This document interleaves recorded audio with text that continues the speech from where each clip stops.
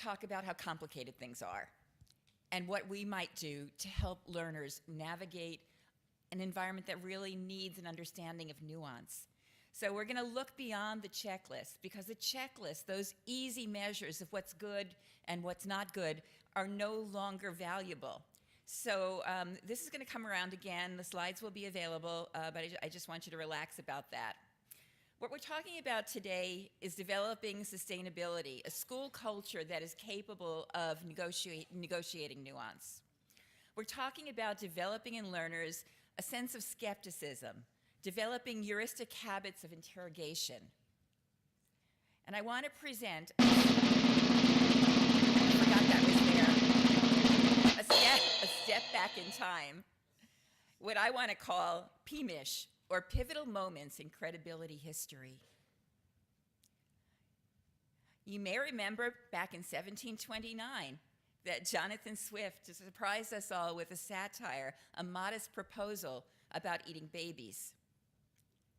You may remember back in 1863, during the American Civil War, that photographers Alexander Gardner and Matthew Brady decided that what photojournalism should be at the nascent stage of photojournalism was about creating tableaus and telling stories. So they thought nothing of changing the uniforms of the soldiers who were dead and staging them the way they thought they should tell the story. You may remember posters that were propaganda posters to gather support for various different wars. You may continue to see tabloid journalism at the supermarket. You may remember the word truthiness, introduced by Stephen Colbert. Back home for me in 2012, Hurricane Sandy was devastating. And you may remember, probably for the first time in a really scalable way, we saw fake citizen journalists and fake journalists gathering images that they found on Twitter and using them during the regular authenticated news cycle. And so these images that were mocked up by individuals were taken and appropriated by real journalists. As a result of that, a number of news organizations set up verification strategies to help journalists figure out how to get news in a verified way. You may remember in 2011, Eli Paris coined the term filter bubble to talk about how our personalized news that we get from Google and other sources alters the way we see, the lens through which we see the whole scope of news, and we very often don't get that whole scope. And a lot of people don't talk about scholarship as being suspect as well. I'm blanking out on his name. Ivan Orlansky started Retraction Watch, I think that was about 2011, to cope with the scientific studies that were scurrilous. And this is a fabulous guide right here to help students understand what bad science looks like. So few students look at what sponsorship is in terms of research. We're navigating now what expertise is. Who is an expert and what is a primary source in this world? Twitter can be a fabulous source of primary sources. When the tsunami hit Japan several years ago, we were following that catastrophe through Twitter, and my students found people they could communicate with to find out what was going on the spot.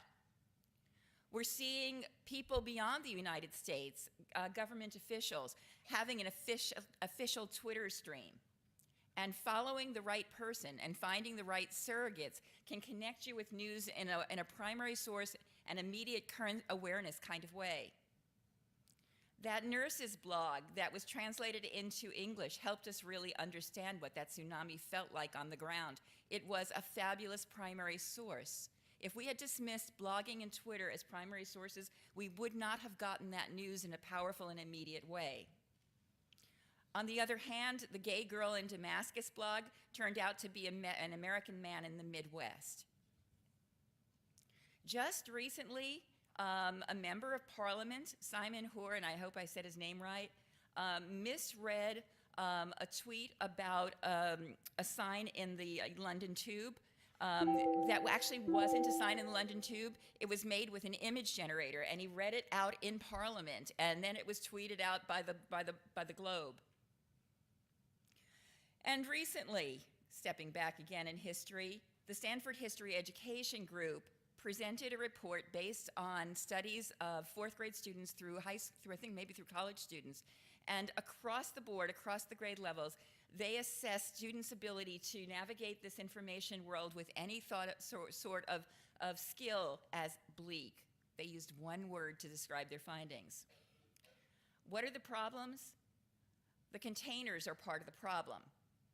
Information used to look like this, but now it's truly decanted or unglued. And so we print everything out, and we wind up, if we print, with a stack of papers that looks like that. And in the research study I'm doing right now with the IMLS and the University of Florida, we're calling what this is as container collapse. We can no longer see the initial containers that information was produced in.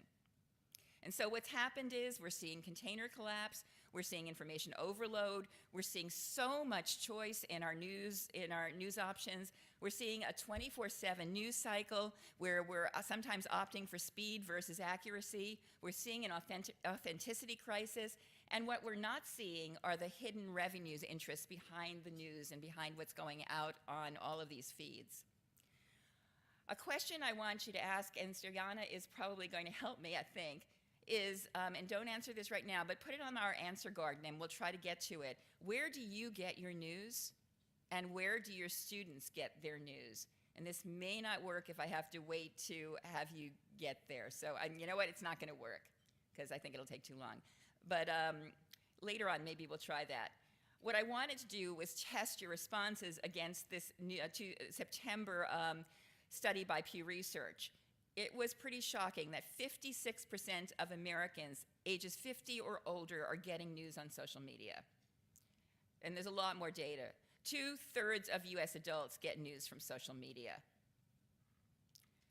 And one very interesting result was social media news increases among older, non-white, and less educated Americans.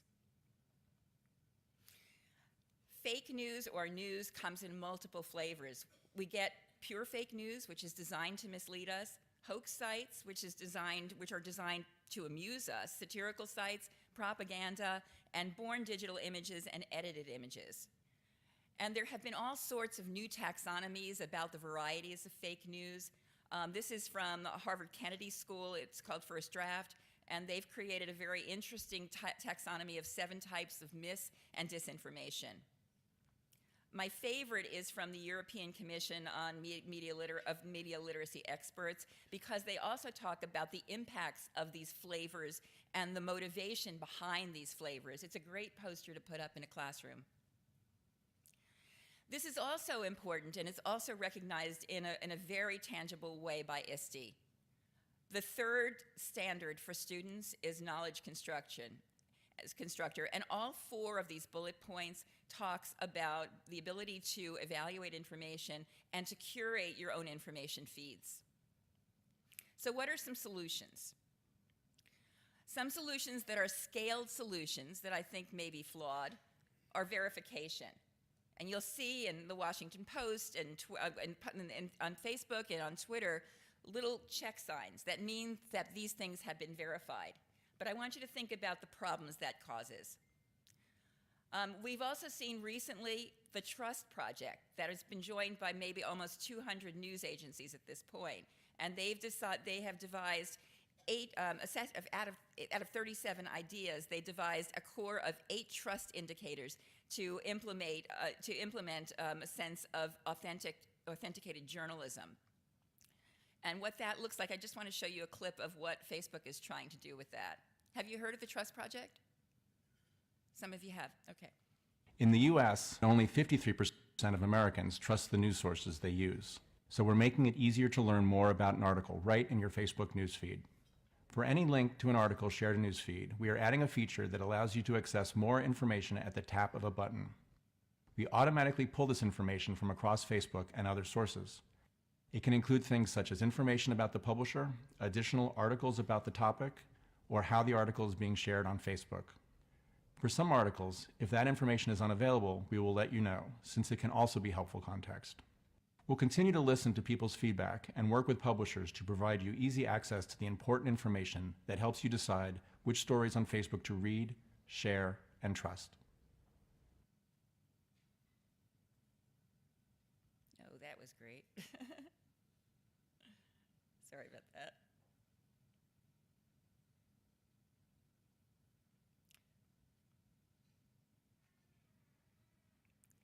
Okay, so this is a big but.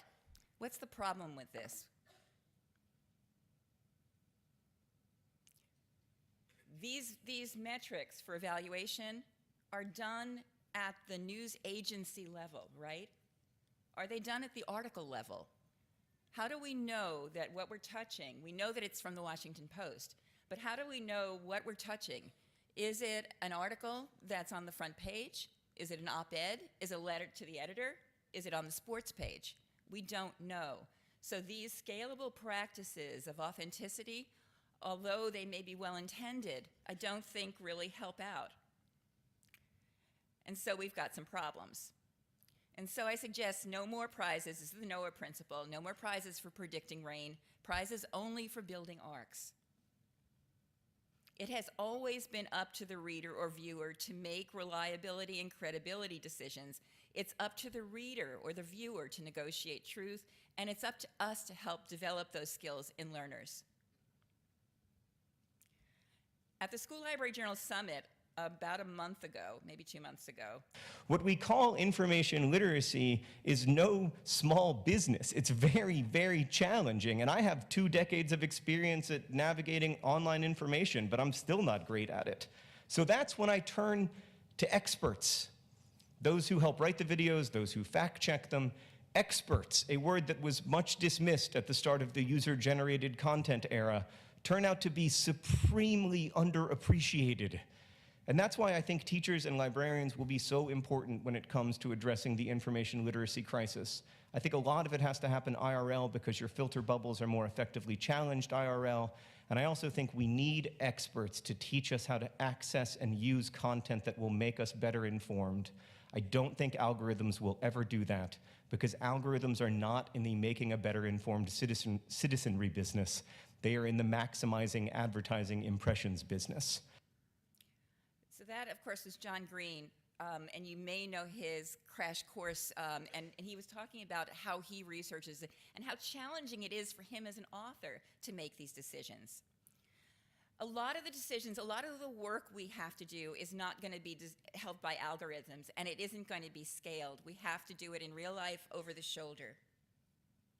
Some strategies for my pre-service teachers and for the teachers I've always worked with in schools, I've created credibility assessment toolkits, materials that they can easily get to without having to search for them, that have been vetted and have been tested by a lot of teachers.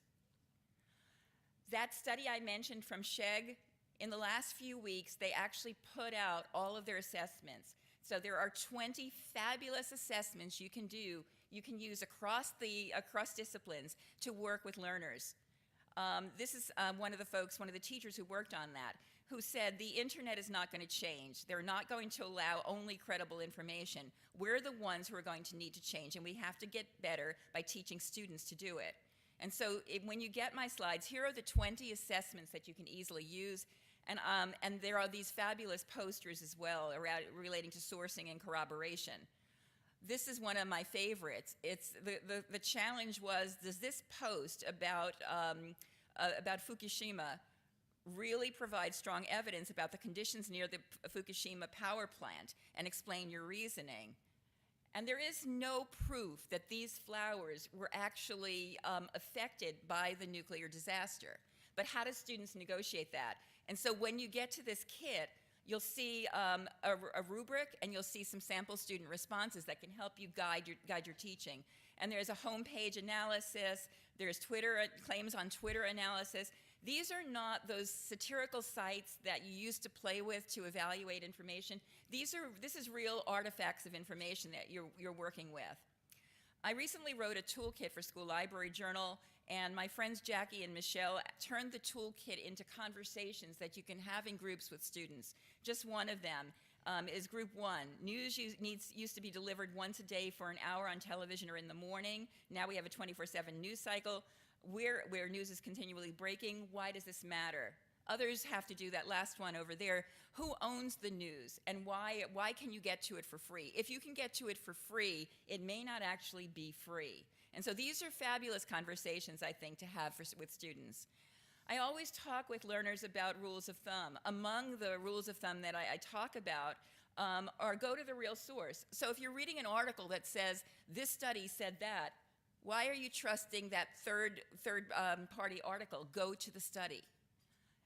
When you're reading an article, ask where in the news cycle this is happening. Is the event absolutely over? How many times might you need to really go back to an article to determine if it has the perspective of a sense of history?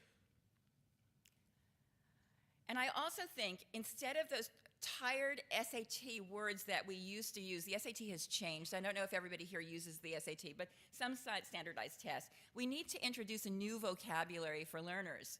And that new glossary will include words like these. And so, do kids understand what virality means? Do kids understand the phrase clickbait and what it is? Do kids know what an echo chamber is? Do they know what herding phenomenon is as it refers to journalism? And this is fascinating. The number of journalists covering a story increases a herding phenomenon, typically occurring when it consists of individual reporters likely to imitate the angle and approach that previous reporters have taken. This is really important, and a lot of our kids and teachers don't even know about it. Do they understand what native advertising is, paid or sponsored content? Do they understand reputation heuristics? Just because you trust the New York Times doesn't mean that every article in that brand is fabulous. Do they understand the notion of triangulation, not just trusting information as it comes from one lens? Do they know what trolls are? That's probably one that they do know. Another strategy that I think is critically important is asking kids to curate their own news. So instead of going to the one feed that they have available to them or that they're used to, out of habit, going to all the time, how might learners curate their own information lives? I put together this little curation in 15 minutes, and I go to it all the time. And I guide learners all the time in curating little pieces of news. And so what you'll see in this curation are a whole bunch of news sites that are not only from Western sources. Among them, my own current events LibGuide with databases. Also, something called Headline Spot. Headline Spot is a great portal, an index to news all over the world in all sorts of flavors, and including op-eds, including editorial cartoons. And you can see this map of the world. That map of the world is from Newsmap, and another source called Paperboy is a really fabulous way to get stuff. Every morning, Newseum puts up front pages from newspapers all over the US and all over the world. It's a great way. Put that on a smartboard to introduce kids in the morning to the news of anything. And you can see it's all across the world. You can focus on region. Here's something that's really new. A 14-year-old boy in Ireland developed an app called Swipe that is like Tinder, but it's for news. So you swipe left and right, depending upon what news you're really attracted to. It started out with, there's a spelling error there. It started out with 60 news sources, but I think it's way beyond that. And you create the news that you want to see on your cell phone or your tablet. You save it for later. You can share it with friends. You can share it with your teacher. There's another great tool called All Sides. How many of you have been playing with All Sides? All Sides tries to present news from various different angles. So if you're looking for a news story, when you search in All Sides, it will present news from the left, the right, and the center. And those judgments are crowdsourced by the community of users for All Sides. And you can see that it ranks media bias, and it does this at the journal level, but it does some of this work at the article level. Another fascinating thing about All Sides is it looks at bias in the vocabulary we use. So what is microaggression, and how are different people using it? What does the word terrorist mean, and how are different people using it? And when you see these words in a news article, does that lead you to believe that the article is biased in one way or another? Here are a few good tools for instruction across your learning culture. I've put a lot of these things up as Google Docs as I've developed them. These are news literacy rules of thumbs. Feel free to grab them, make copies, and edit them for your communities. Another tool is putting the onus of the skepticism on the learner. Having them, instead of creating a bibliography, have them create an evaluative analytic bibliography that really tells you they've done some thinking on this. And these are a whole bunch of criteria that I suggest teachers have chosen when I've used this with them, 2 or 3 of these criteria to have students address in an evaluation. For elementary, this is also in a Google Doc, I asked 3 questions. How did you find this information? What search tool did you use? Who is the author, and why should you trust him or her? And why is this source relevant to your inquiry or research? Scholastic did something similar that they've put out, and you should use it if you like. And these are school-wide efforts. We did this across our learning culture. We had a current events scaffold that we used across 9th through 12th grade in every discipline, and we asked different questions like, did you triangulate or corroborate this? What is the nut quote? What one quote from this article really gives you the point? So what? What is my personal reaction? And what are your questions? And those questions might include, who wasn't interviewed for this piece? What point of view is missing here? There are some fabulous resources. This is, I think, from Stony Brook University, the Digital Resource Center, and they have put together wonderful lessons on course packs, including, this is one of the scenarios, that has to do with Trump's by President Trump, tweets by President Trump, and how do you feel about the story? How would you talk about this? The scenario is your Uncle Bob sends you this link on Facebook with the following tweet. What would you do? These are great conversations to have. There's an app and a website called Checkology that is great in terms of instruction. And this is from Museum. You can ask students to decide whether I should share this story and spread it on social media. It's a share-worthiness metric. My friend Jennifer Lagarde has a great little poster on tips for spotting fake news. There's some fabulous videos out there that are from TED Ed. There are tricks on how to reduce your filter bubble. This is something you can absolutely do with kids. There's the media, this is the Center for Media Literacy, an old tool on deconstructing media that still holds up in a really strong way. My message is that our kids need new types of filters, and these filters are beyond notions of information literacy. They're beyond lessons of good versus bad. We're not using them as an attempt to pitch traditional media against social media or peer review against popular publication. We're not doing this through the examination of hokey hoax sites like we used to, like the Tree Octopus, remember that?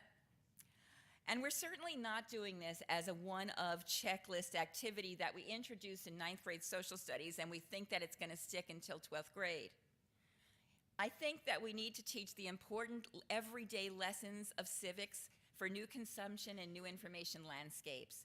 These lessons involve sustained critical thinking, and they are a practice to engage in regularly as we read and view and inquire with learners of all ages across all disciplines. This work is not easy and it's not scalable. It's complicated and nuanced, but it is critically important. Lincoln said you can fool some of the people all of the time and all of the people some of the time, but you cannot fool all of the people all the time, and we don't want our students being fooled. And I'm going to leave you with this quote from Buddha and the information that you can get these slides, and I think I might have 300 more that follow this because I just wanted to be your librarian this morning. So I thank you very much.